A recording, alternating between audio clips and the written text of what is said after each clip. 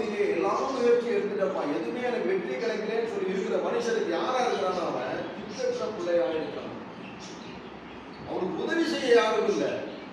மனுஷனுக்கு உதவி செய்ய யாரும் இல்லை. ஐயா, காசு பணம் குறைஞ்சா யாராவது உதவி செய்திருவாங்க. சொந்த பணம் உற்றார் உறவினர் ஸ்நேகித நண்பர்கள் சொல்லி உதவி செய்வாங்க.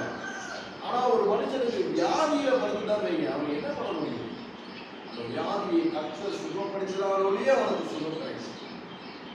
அந்த வியாதி சஞ்சலம் சொல்றது, வேதனை சொல்லி சொல்றது எப்படி வேணா வரலாம்.